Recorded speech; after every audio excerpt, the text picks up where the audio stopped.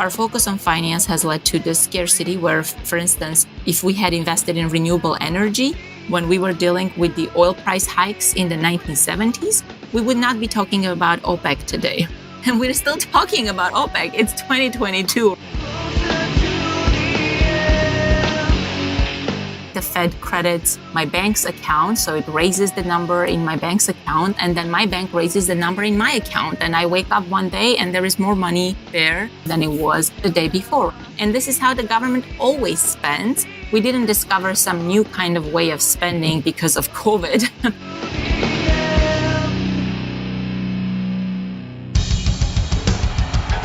What I have said is that this campaign is not just about electing a president, it is about making a political revolution.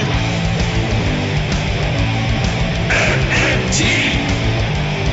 Taking money from our children and borrowing from China. People are dying. Is the program so critical it's worth borrowing money from China to pay for it? And if not, I'll get rid of it. Stop lying!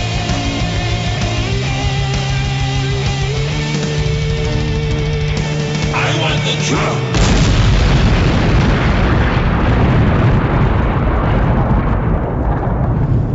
Now let's see if we can avoid the apocalypse altogether. Here's another episode of Macro and Cheese with your host, Steve Grumbine. All right, folks, it's Steve with Macro and Cheese. Yeva Nersisyan is with me today, and I'm so excited to have her with me. Yeva is a research scholar at the Global Institute for Sustainable Prosperity and an associate professor of economics at Franklin and Marshall College in Lancaster, PA. She is a graduate from UMKC, which puts her in good company with all the MMTers. And we are going to talk about one of the very short but very important papers that has been published recently. And this is in response to everyone seemingly being an MMTer, but we know everyone is not. In fact, Yeva and Randall Wray joined together and wrote a paper called Are We All MMTers Now? Not so fast. So without further ado, let me bring on my guests. Yeva, welcome to the show.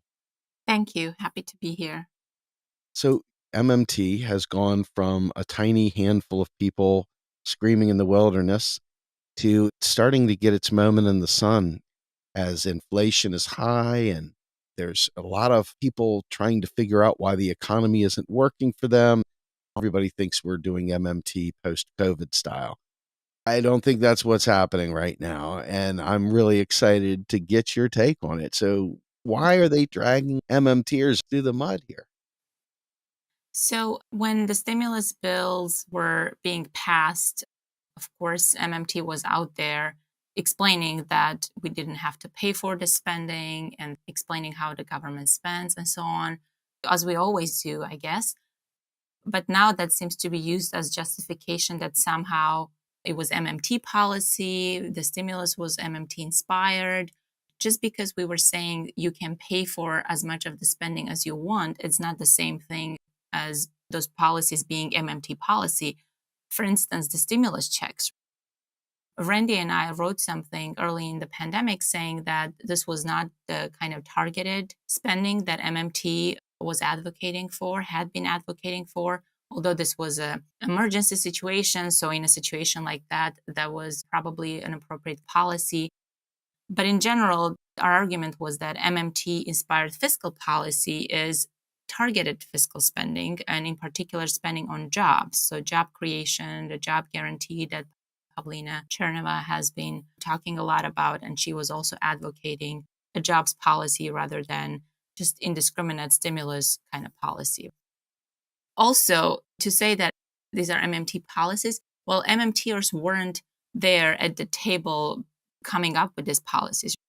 And people like Larry Summers or Jason Furman, who were at the table after the global financial crisis, who were crafting the stimulus bill that was so small back then, I blame that small stimulus and the anemic recovery on, say, the rise of Trump and Trumpism and this feeling that the economy isn't working for people because it wasn't working for people. So these people who had a hand directly in this situation that got us into the Trump mess are now saying that MMT should be cast aside and not even talked about because somehow it has failed when MMT policies haven't even been tried. So it's the descriptive side of MMT that MMTers have been talking about, and the prescriptive side hasn't really been applied. And now somehow the two are being conflated here. Guys like Matt Brunig and Doug Henwood constantly take pot shots at MMT. Mm-hmm. These are lefties that you would like to see helping us. They're more neoclassical than Republicans in many cases. And the people that you just mentioned, they do their pit jobs. I've read more academic white papers as a lay podcast hoster than these people who make a living as economists. Within their little cadre, they talk about MMT bad, and you never see them quote any of the scholarly work. Isn't this like an abdication of the stature that a PhD economist should employ? To me, this seems beyond just petty. I don't know what the right word for it is, but it's definitely not following any of the basic standards that academia is intended to follow. Would that be a fair statement? Well, maybe they think it's beneath them to even go and read more about MMT, and they just have this sense of what MMT is, and it's let's print and spend. So instead of tax and spend, MMT is just print and spend. And we all know that cannot be true for a variety of reasons. That's going to lead to a bunch of problems and so on. People like Paul Krugman, for instance, they keep saying, well, whenever we say this is MMT and then MMTers say, no, that's not MMT, I'm thinking, yeah, because you've never actually read what MMT is. Maybe you've just read a blog here and there, and then you haven't even consulted the literature that's out there. And now you are complaining that we're complaining that you don't know what MMT is. So the only mainstream economist who had done a little bit of work, surprisingly, was Greg Mankiw. He read, apparently, the macro textbook by Mitchell, Wray, and Watts, and he wrote a whole paper about it. His critique wasn't very strong, but at least he'd done something. He read the textbook. So Greg Mankiw, of all people, and I had high hopes for Paul Krugman early on because he was the first one who seemed to want to engage. And he, as a sort of a new Keynesian and politically a liberal who didn't mind the stimulus spending and so on, he seemed like the right person to have as an ally. But that didn't pan out that way, unfortunately. Robert Reich is not an economist necessarily, but he talks about the economy all the time. And he says things that are completely incorrect, but he's got the people's hearts and minds. And so millions of people hear a Robert Reich story or a Richard Wolff story, and both of them couldn't get this stuff any more wrong. And do they really see it as beneath them as well? I don't think that's the case with Richard Wolff, for example. I know people that have worked with him behind the scenes. He knows what MMT is, but when he gets on shows like with Chris Hedges on Contact, they completely butcher it. Quantitative easing, petrodollar, you can debunk, and then they purposely twist this stuff. We've got millions of other people who they have more access to than we do. And the reason why I'm saying is because I'm going to go into your paper. You start off talking, here we are again with the inflation story popping up. We're back in the spotlight for all the wrong reasons. But isn't this kind of an opportunity for us to explain? Yes, we don't have the platforms they do, but we've got a pretty active activist culture that is pushing this all around the world. Is this all loss or is this an opportunity? Well, there is another short paper coming, actually, which point by point tries to debunk the current critiques against MMT. And like you said, this has been done so many times before. And that's why it's so frustrating, in a sense, to read people like Paul Krugman and see that they keep misrepresenting things and say, well, but we have already addressed that. And not just once. It's been addressed many, many times. And it's not difficult to do your homework and to see that those things have been addressed. I mean, people like Rick Wolff, I always thought he was sympathetic to MMT. I haven't seen his more recent stuff, so I can't speak to him misrepresenting it. But overall, I think this is an opportunity. And you're right, there is this activist MMT base. And this is one of the reasons why the academics sometimes get pissed at MMT because they're like, oh, there are all these activists that swarm somebody who says something about MMT. And oh my God, that's such a bad thing. That's the way they are representing it. I think it's a good thing, right? We have all these people who can set people like Paul Krugman and Larry Summers and others straight in a sense. And they can use the work of people like Randy and Stephanie to do it because the work is out there. There's a lot of it out there. The thing I love about MMT, some of the larger revelations that come from this knowledge was that money is the least important thing. It's really about, can you resource it? Mm-hmm. And what are the real impacts? And as an activist, as I speak of MMT, I don't speak of it in terms of yield curves. I speak of it as in real impacts to real people. And I think that one of the tough things for the sensitive ears of many of those academics is that we're not here talking about some esoteric thing. We're talking about friends that have died from not having health care. We're talking about drug addiction because we're so depressed in this neoliberal isolated world that we can't break free. And so we're the ones who are taking this knowledge and say, we found something to help us. And they're not just standing in the way of sectoral balances being understood or stock flow consistent modeling. They're standing in the way of a child getting food or someone having shelter.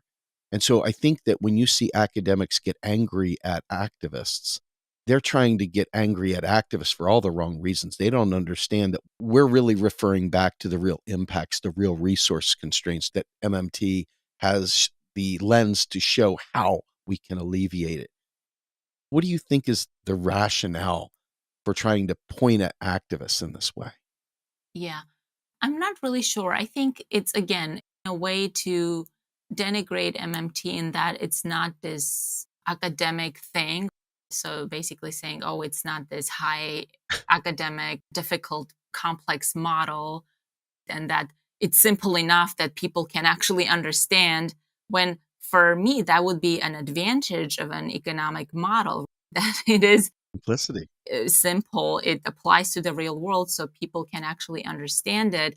While from an academic perspective, they might be looking at it as, oh, it's not actually theory. So I think Larry Summers in his recent comments was basically implying that, right? That it's not a serious economic model. We're not getting published on the pages of the American Economic Journal and so on. So for that, we need to be discounted. But you're exactly right that these are not just abstract models, which the conclusions that you come to with your models have implications for people's lives. And we saw that with the COVID pandemic. And I think if you compare it to the 2008 recovery, you have a tale of two recessions. You had a major financial crisis, and then we had this anemic recovery after that. So the unemployment rate didn't go back down to its pre-financial crisis levels until 2017, when officially the recovery had started in 2009. So the recession had officially ended in 2009. It took us until 2017 to get back to those unemployment numbers we had before the recession. In the current case, the unemployment rate climbed up, of course, by a lot, but then it came back down pretty quickly as well. So I was listening to Jason Furman on the Ezra Klein show, and he was saying, well, we could have still done the stimulus, but maybe if we hadn't done it so quickly, it would take longer for the unemployment rate to go back down, but then we wouldn't have as much inflation, because right now his argument is that the inflation is because of too much demand and so on. And I'm thinking, yeah, but that extra percentage point or two of unemployment is actual people who don't have jobs and they don't have a way to earn their livelihood, right? So for you, that might seem like, oh, it's in your economic forecasting or predictions, or your model is just a 2 percentage point higher unemployment rate, but it's actual people we're talking about. And of course, the resource question, even if you were to blame MMT for the inflation, so let's say it was MMTers who designed the 3 stimulus bills and we were the ones who did it, and now we have inflation. Even if the inflation, assuming, was caused by the stimulus, that would still validate MMT. I just don't understand how people are saying that MMT should be out the door because we have inflation. MMT has been saying that inflation is what we should worry about with too much government spending, right? So too much spending does not lead to higher interest rates. It does not lead to default. It can lead to inflation. And so we don't have higher interest rates. We don't have a default. What we have is inflation. And the real resource thing, I think COVID makes it crystal clear that it is about resources. Earlier on, it was about masks and PPE and ventilators and so on, the real stuff.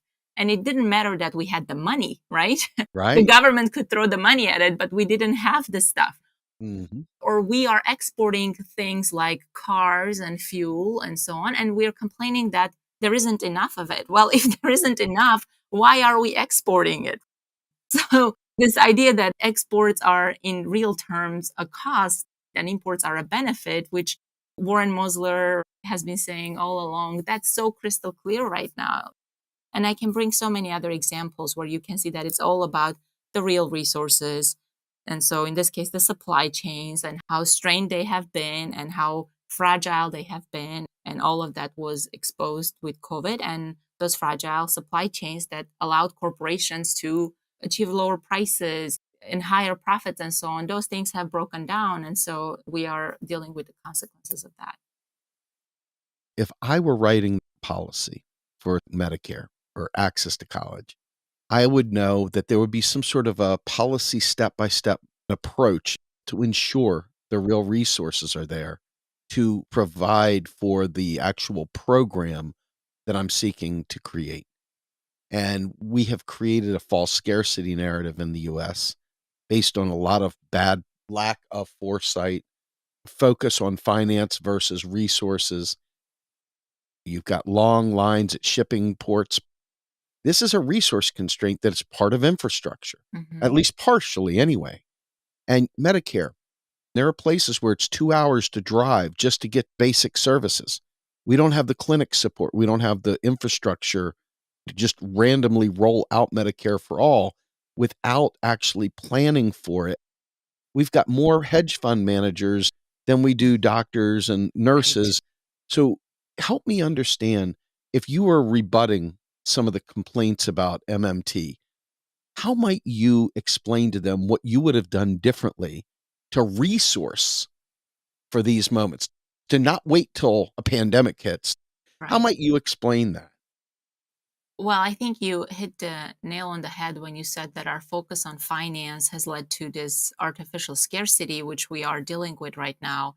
I would add to that the focus on finance, but also this idea that the government cannot participate in the economy in any meaningful way, and that the only way it is okay for the government to do anything is either by tax cuts or this kind of stimulus spending that gives money to people and then lets the chips fall where they might, because it allows the demand to just flow wherever it will go.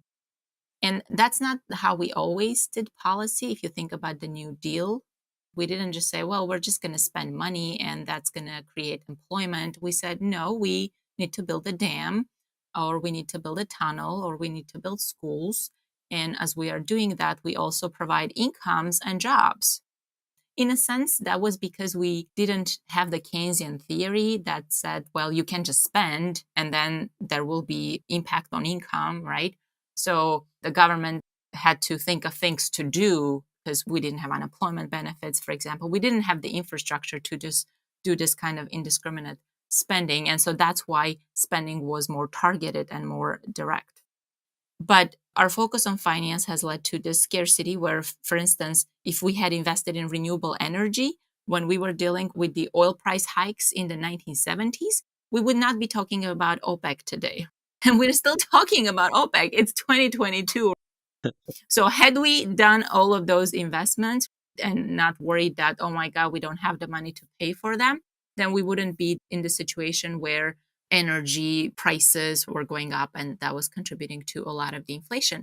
And energy and housing price increases account for about 4 percentage points of those 7% that we see. So energy, transport, and housing. So a lot of it has been driven by oil prices and so on. So there is that. On the question of healthcare workers, of course, even right now, you could say healthcare is scarce. So just because we don't have a Medicare for all doesn't mean healthcare isn't scarce. You brought the example, people cannot afford it. So for them, it is very scarce. Mm. I think with Medicare for all, it might also be scarce, at least initially, for people who can afford it. And that's where it seems like, oh my God, it's such a big problem because people who can afford it are not going to be able to buy it because people who couldn't afford it previously now are able to buy it with government assistance. But of course, this goes back to my point that I was trying to make earlier, that you do need some kind of planning. And I guess the P word is like the S word, right? You cannot say it. You cannot say government and planning in the same sentence. That's dangerous. But you do need some kind of planning.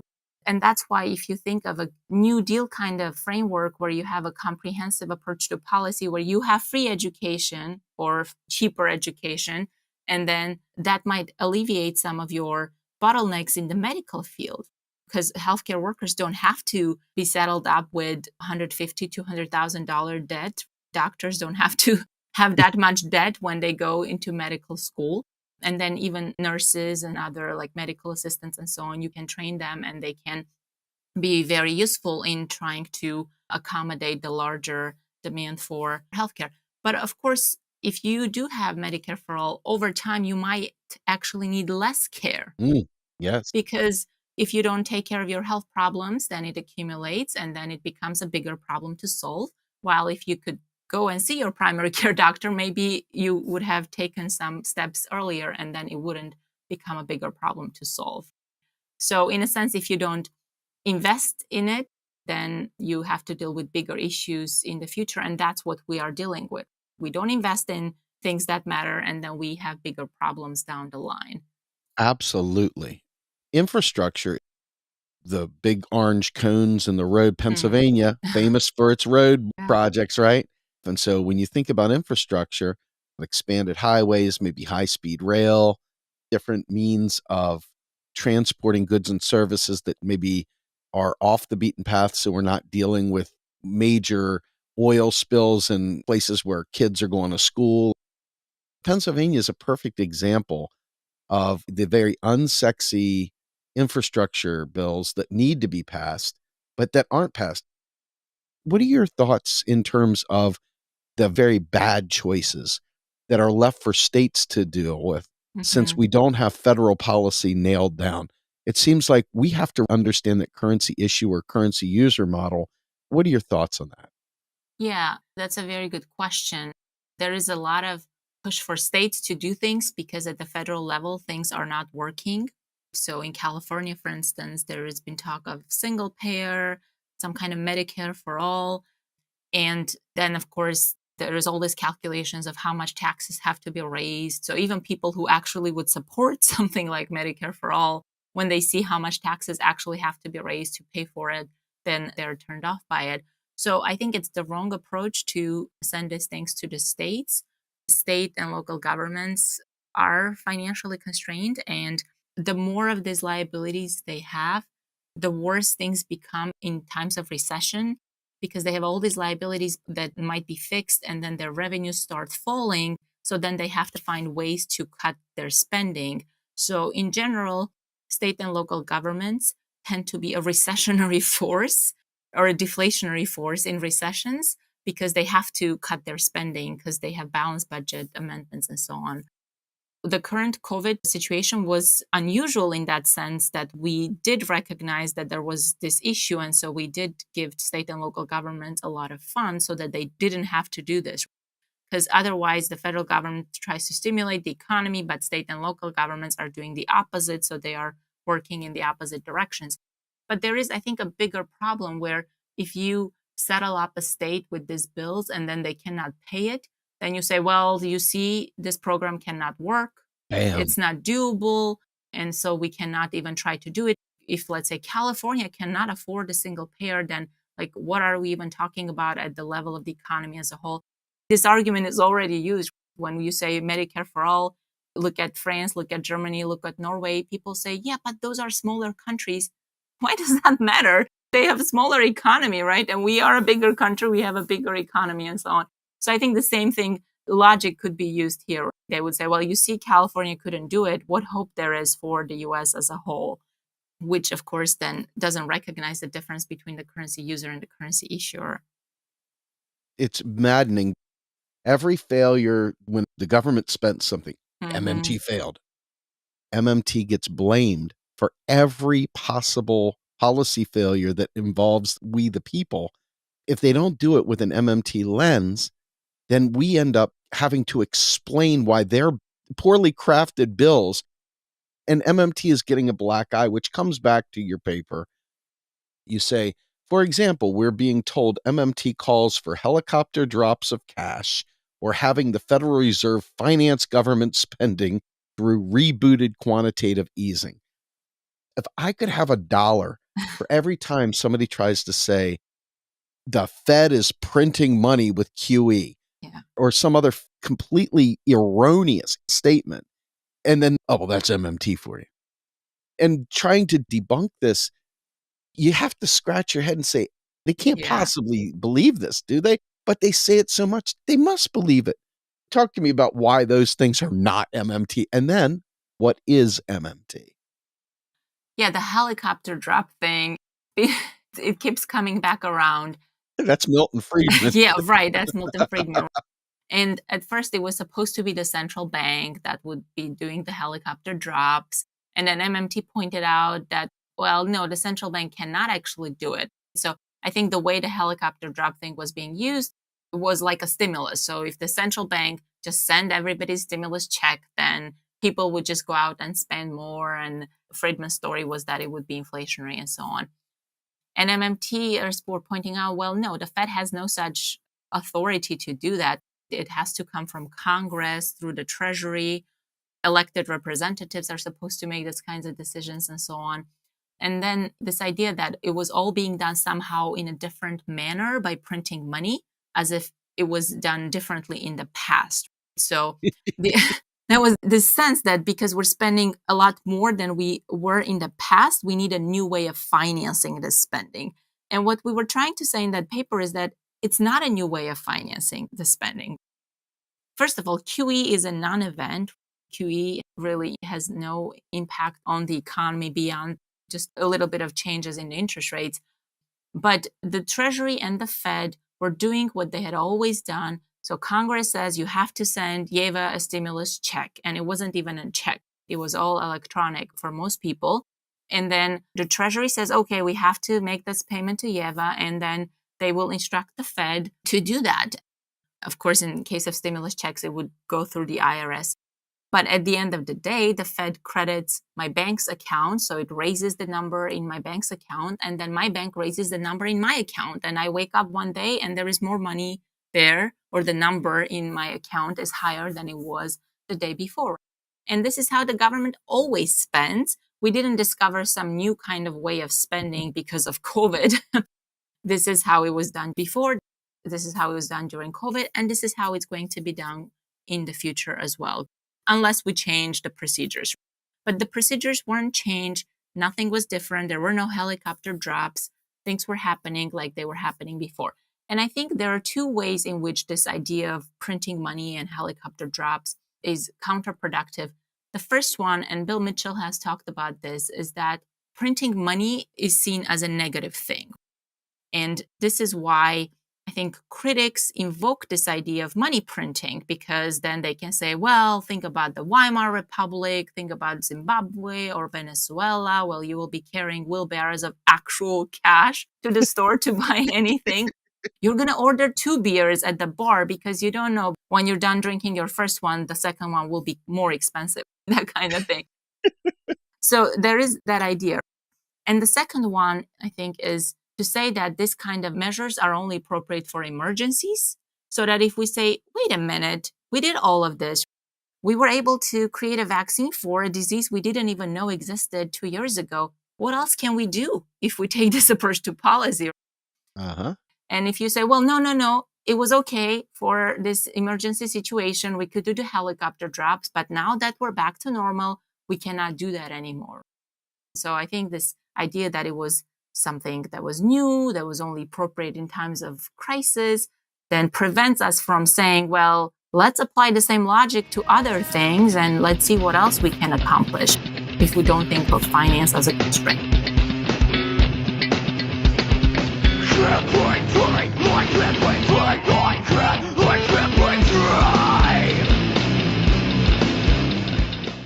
You are listening to Macro and Cheese, a podcast brought to you by Real Progressives, a nonprofit organization dedicated to teaching the masses about MMT, or modern monetary theory. Please help our efforts and become a monthly donor at PayPal or Patreon. Like and follow our pages on Facebook and YouTube, and follow us on Periscope, Twitter, Twitch, Rockfin, and Instagram.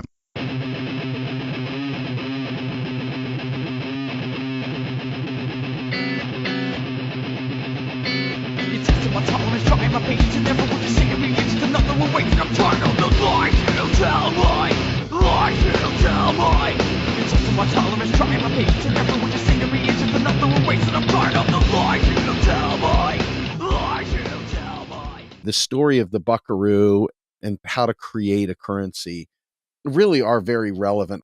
I think those are eye-opening to even describe what the dollar is. You mentioned Warren Mosler and exports and imports. The money story, I think, is a really important aspect of MMT, understanding that it's a tax credit. Can you continue talking about what MMT is through that lens? Right. And in a sense, MMT demystifies money.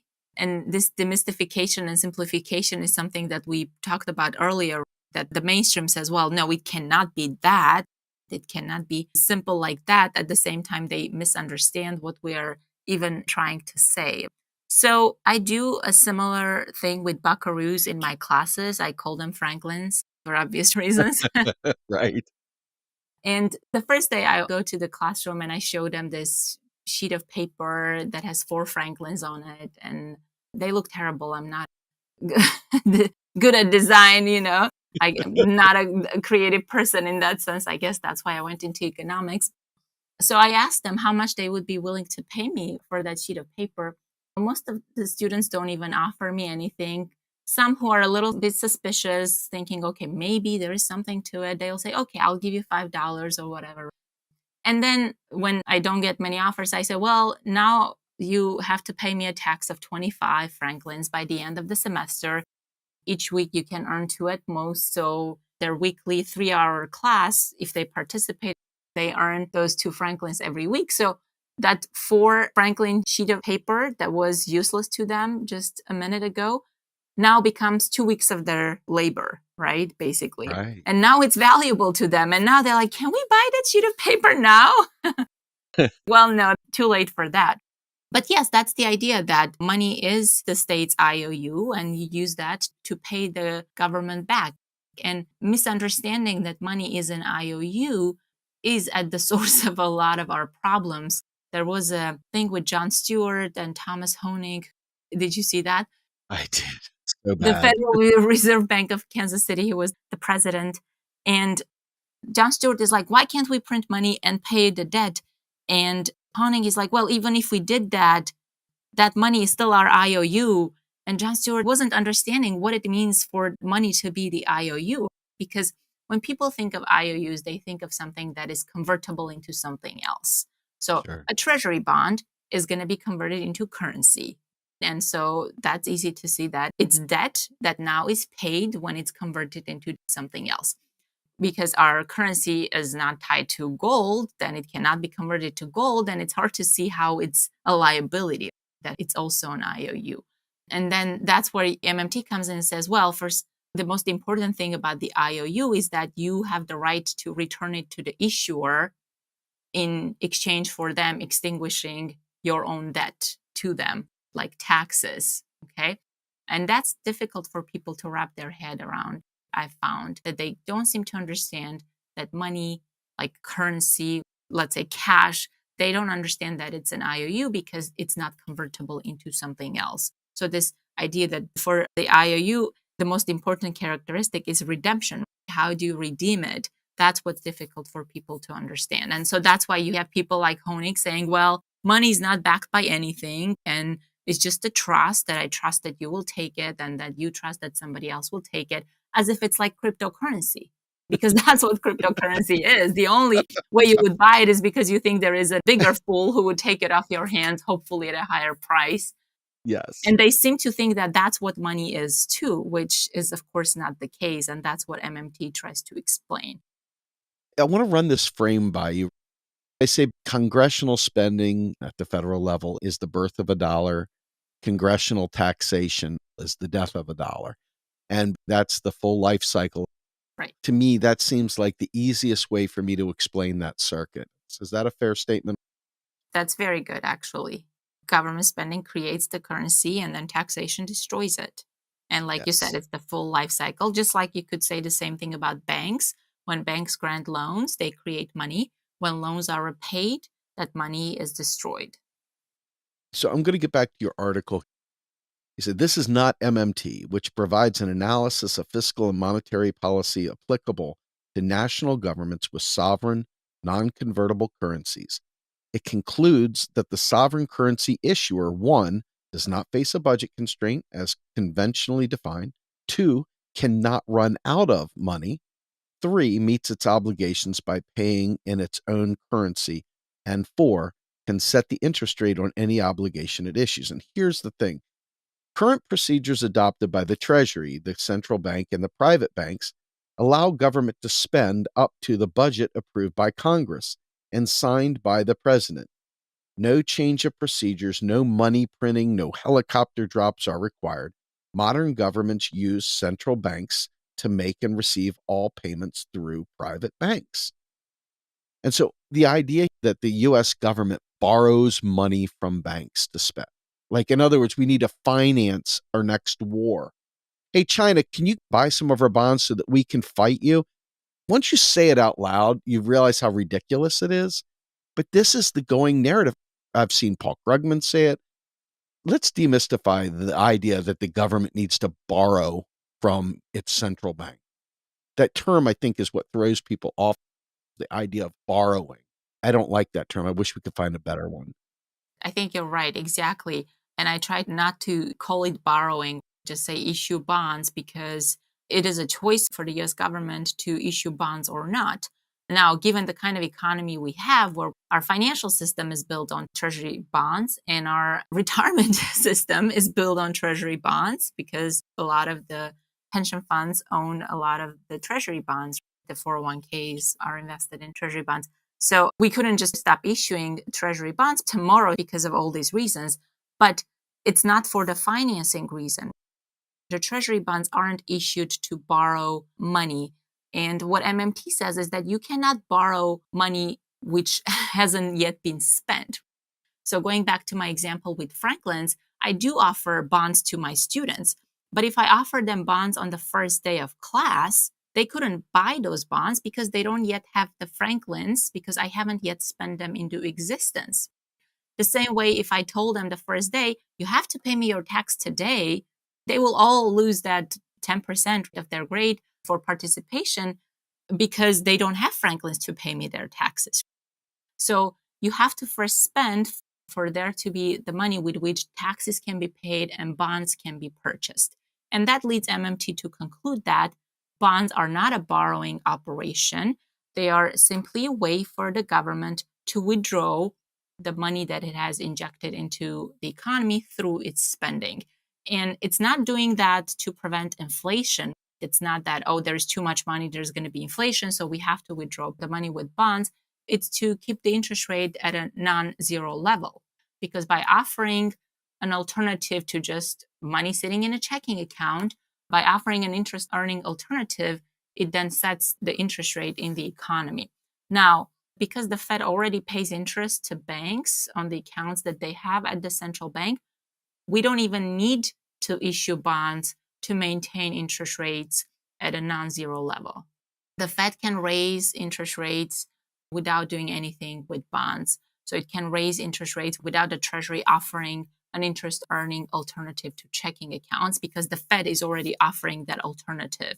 It's offering this interest earning savings like account to banks that have their accounts at the central bank. So we could stop issuing bonds. It's a voluntary operation for the US Treasury. It's not a borrowing operation. You said something very important. Your students can't buy a bond until they have their Franklins. But China buys bonds. Right. And China's not buying them in yuan. Right. They're buying them in US dollars. Right. Because they have to do something with their US dollars. They do business in the United States, but I think this is possibly the thing that throws people off, even people that have been doing MMT for a while, that taking money out of the economy is not the issue. If you don't have real resources available, in World War II, we didn't have the infrastructure to produce goods and services at that point because all our factories were supporting the war effort. Talk about that a little bit. So yes, during the war, of course, there was the issue, and Randy and I have another paper on this, and we try to relate it to the Green New Deal. But there is the good problem that incomes are going up. That's, I guess, the only good thing that comes out of the war situation. But incomes are going up. But at the same time, your real output is fixed, at least at that point in time. And so if you are devoting a lot of it to the war effort, and the war effort is going to take primacy, of course, then there is only a limited amount left for civilian consumption.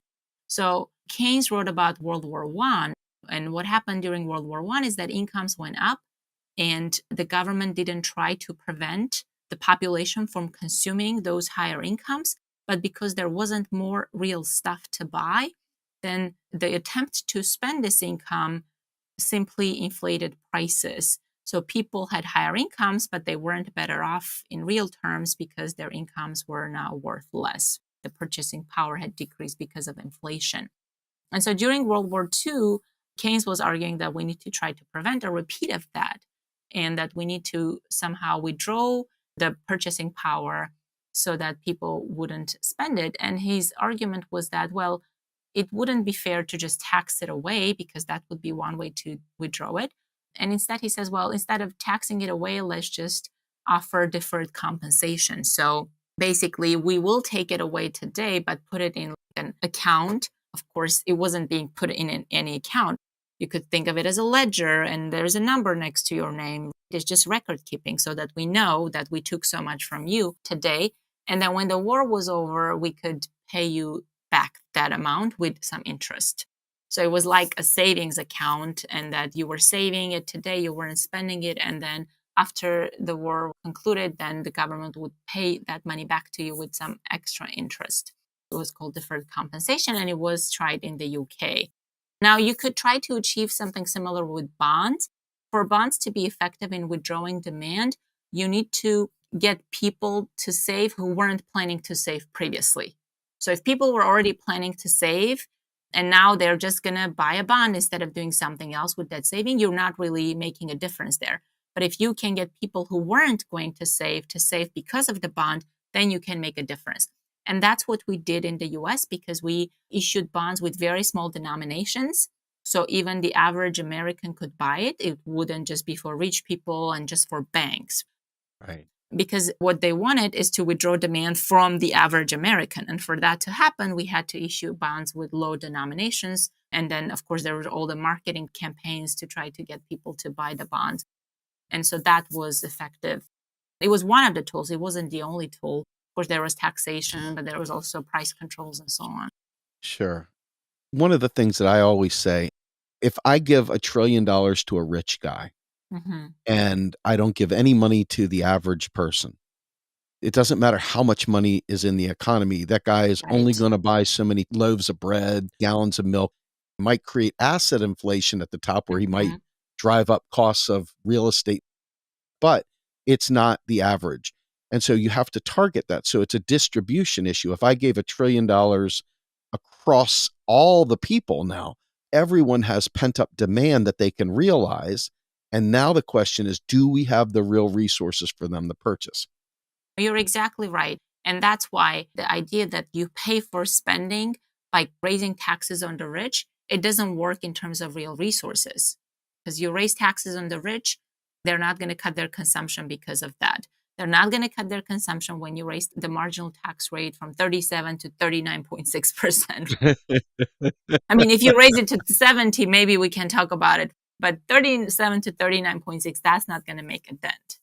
No, not at all. So I want to get back to your paper again, because this is where it starts getting tricky. This is where I start fumbling the ball a little bit. Okay. When the Treasury spends, the Fed creates a bank's reserves, and the bank credits the deposits of the recipient. Taxes reverse that. with reserves and the taxpayer's deposit debited. This is all accomplished through keystrokes, something government cannot run out of. Both the Treasury and the Fed can sell bonds in the new issue and open markets, respectively, to offer banks higher returns than they got on reserves. But as MMT explains, since reserves must be exchanged when purchasing government bonds, the reserves must be supplied first before bonds can be purchased. It demonstrates how the Fed provides the needed reserves even as it upholds the prohibition against lending to the Treasury by never buying the bonds directly. None of this is optional for the Fed. It cannot refuse to clear government checks, nor can it refuse the reserves banks need to clear payments. It is the government's bank, and after all, is focused on the stability of the payment system. So, Can you explain that? The reserve part of this is the most challenging aspect of MMT, is understanding reserve accounting. Yeah. So money takes different forms, and one form it takes, it's the form of reserves. So if there is $1 in my pocket, that's going to be counted on the Fed's balance sheet as currency. If there's $1 at a bank vault somewhere, that's going to be called reserves. Okay. Now, that's one part of reserves. So all the cash that's within the banking system. Another part of it is the balances that banks have at the central bank. So just like I have a checking account at my bank, banks have checking/savings accounts at the Fed. And the balances in these accounts is what we call reserves. So it's the IOU of the Fed, it's a liability for the Fed, and it's an asset for the banks. So when the Treasury has to make a payment, the Fed is going to increase the balance in, let's say, my bank's account at the Fed, and that's called reserves. So the balance goes up, that means reserves go up. And then my bank will then credit my account. So in my deposit account, I will now have more money than in the past. So again, the number goes up. So you can see the symmetry here, right? In the sense that the bank has an account at the Fed. I have an account at the bank. Because I don't have an account at the Fed cannot directly pay me. So the Fed is simply paying the bank, and then the bank is paying me. But of course, all of this happens electronically. So paying the bank takes the form of keystrokes. The balance goes up in the bank's account at the Fed. And then paying me also takes keystrokes. In this case, it's the bank that's engaging in these keystrokes. And then my balance at the bank goes up as well. So anytime the Treasury spends, reserves are going to increase. And anytime the Treasury taxes, reserves are going to decrease, because tax payments do the opposite of what I just described. So then what we were saying in the paper is that this is how it works. Reserves go into the system when the government spends. Now, as far as bonds go, when bonds are purchased, the only way they can be paid for, just like with taxes, would be through the state's own IOUs, in this case, reserves. Okay, so you have to pay for your bonds with reserves. And let's say you're buying a bond, and from your end, it's not looking like reserves are being used, because you use your checking account, let's say, and then you purchased a bond from the Treasury, and the balance in your checking account went down, and now you have a bond. But ultimately, your bank has to make a payment on your behalf. And that payment is going to take the form of its reserve account balance going down, because they're making a payment on your behalf. So the Fed is going to lower the balance in their reserve account at the Fed. Okay. And of course, now the bank owes you less in the form of the deposit. So the point, though, here is going back to the Franklin's example, right? Is just like my students cannot buy the bonds the first day, or they cannot buy them until they've earned some Franklins, which I have spent into existence, the same way we cannot buy US Treasury bonds unless there has been something like spending or lending that has injected reserves into the system. So spending we've already talked about, and that's one way in which reserves can get into the system. But another way is by the Fed lending reserves, right?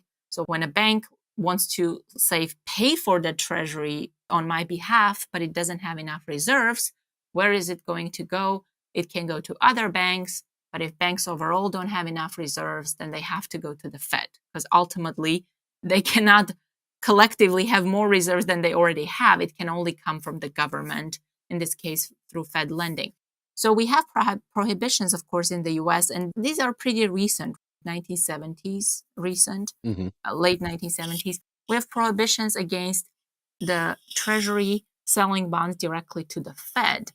But it doesn't change the fact that reserves have to enter the system before they can be taken out. So the Fed has to lend them to banks, which they can then use to buy the Treasury bonds. And in fact, the Fed tells these banks that it regularly works with, the primary dealers, about 22 banks, that they have to participate at Treasury auctions. They have to bid on Treasury bonds. They basically have to make sure that the auctions will be successful and that the Treasury can place the bonds, sell them basically as it needs to, because of the rules that it has to sell bonds. Again, we've said that this doesn't have to happen, but the way the rules are, it has to happen. So the Fed tells them you have to participate in the auctions, you have to buy the bonds. And of course, if they need funds to pay for those bonds because there isn't enough reserves in the system already, they will turn to the Fed and they will use these bonds as collateral to buy from the Fed. So they're borrowing from the Fed to buy the US Treasury bonds. And so what happens is that the Fed issues reserves, the Treasury issues bonds, and then the banks may end up with the bonds, or the Fed might just buy them off the banks. So in a sense, it's circumventing the self-imposed constraint where the Treasury cannot directly go to the Fed, but it's doing that in a roundabout way with middlemen who are making money in the process, like the banks. Yes. The last paragraph of your article, your final parting shot there was, we hope this pandemic will teach us that in normal times, we must build up our supplies, our resources, right? Our infrastructure and our institutions to be able to deal with crises. Right. And we should not wait for the next national crisis to live up to our means. Excellent closing there. So this brings me to my final point. But I want to take us to what I think is another major issue, and that is that the Fed remits all profits after its expenses back to the Treasury. So let's say the Fed profits, it then in turn, after it's paid its bills, gives that money back to the Treasury. Right. Well, we know we don't re-spend dollars per se, but in this case, this weird thing is happening. The Fed is taking its profits and giving it back to the government. What happens to those profits once it's given to the Treasury? That's a good question. It is an accounting move because on the one hand, you have the Treasury that's paying interest. And of course, with quantitative easing, the Fed owns a lot of Treasury bonds. So the Fed is getting a lot of those interest payments from the Treasury. And at the end of the year or quarter, however it works, the Fed then turns around and gives that interest payment that the Treasury has paid it after expenses and paying, 6% dividend or something like that to the reserve banks. It returns the rest to the Treasury. So for all practical purposes, if the Treasury didn't issue those bonds, nothing would be different because the Treasury issued them, the Fed owns them, the Treasury paid interest, and the Fed then took that interest and returned that back to the Treasury. So it's as if those bonds were never issued and as if the Fed directly just financed or the Treasury spending like we used to with like a line of credit, that kind of thing. Now, all of this happens with the Treasury's general account. So if the Treasury is making a payment to the Fed, the Treasury's general account is Treasury's checking account at the Fed. And it's a liability for the Fed and it's an asset for the Treasury. So if the Treasury is making a payment, then the balance in that general account is reduced. And if the Fed is making a payment to the Treasury, then the balance is increased. That's really the only way the payment can happen between the Treasury and the Fed. It's like, I owe you more today and tomorrow I owe you less. So today the Treasury owes to the Fed and tomorrow the Fed owes the Treasury. Of course, the critics have made a big deal out of this, that the Treasury has an account at the Fed And the balance has to go up or down, right? When taxes are paid, the balance goes up. When spending happens, the balance goes down, and so on. And so they say, well, MMT is obscuring reality because there is this account and the balance has to be positive, blah, blah, blah. Well, when MMT's point is that no, we're actually pointing out that these two are part of the government. Just like Treasury isn't the whole government, the Fed isn't the whole government. The Treasury doesn't issue securities in a sense on its behalf. They are the United States liabilities. They're not the liabilities of the Treasury in particular, right? Right. So the same way the liabilities of the Fed aren't the liabilities of the Fed, they're liabilities of the US government. Reserves are the liabilities of the US government. And so it's an asset for the US government, it's a liability for the US government. And so they cancel each other out. And that's what MMT says. And that's what critics see as obscuring reality when we think it actually eliminates what's really happening. The real question then, that ultimately taxes do not pay for or finance spending. But in this particular case, we have a real big spotlight on this that says these two have a consolidated balance sheet, don't they? Explain that, because I think that a lot of people trip over that. Yeah. And it plays right into what you just said. So in reality, of course, they do have separate balance sheets. Otherwise, you couldn't have a treasury account at the Fed. Right. But in a sense, it's somewhat of a fiction. The separation is a fiction. And the fact that the Fed turns over its profits back to the Treasury shows that it is a fiction.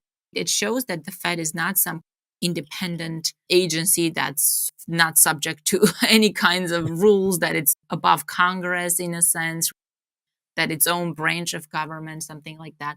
No, the Fed has to turn over its profits back to the Treasury. And it shows that the Fed is not this independent thing. And so theoretically, then you can consolidate the balance sheets, and it's like a husband and a wife. The husband owes the wife. But if you think of the household balance sheet, then those items are going to disappear. What the husband owes the wife is an asset for one of them. It's a liability for the other one. So they cancel each other out at the end of the day when you consolidate that into a household balance sheet. And the consolidated balance sheet in case of the government then shows that when spending happens, reserves go up. When taxes are paid, reserves go down. And that's what's important, because what's important is the relationship between the private sector and the government as a whole, which encompasses the Treasury and the Fed. This was absolutely incredible. So many great chunks of valuable information that I think activists trying to spread the good word will be able to use, hopefully, in many discussions to come. Yeva, this was amazing. I'm so glad I finally got to have you on. Tell us a little bit about what you've got coming up to close us out. Well, we have a couple of things going on. Randy and I are writing a paper on inflation, just trying to understand where inflation is coming from, whether it is driven by supply side mostly, or is it a demand side issue? And then another follow-up thing to that is what the Fed can do about it. And it's kind of the emperor has no clothes situation, where the Fed cannot really do what everybody believes the Fed is going to be able to do, which is, say, lower inflation without getting us into a recession. The Fed does not really have the tools to do that. We also have an MMT companion coming up with Elgar. It's a more academic thing, but it's pretty comprehensive in that we have entries for everything. So the consolidation, for example, or the redemption of currency. There are lots of entries on everything, including responses to critics and so on. And a couple of short things actually on whether MMT was vindicated or not with the COVID crisis and so on. Those should be up on the Levy website soon. Fantastic. So this is Yeva Nersisyan, and I really appreciate your time. This is Steve Grumbine saying thank you all for joining us at Macro and Cheese. We're out of here.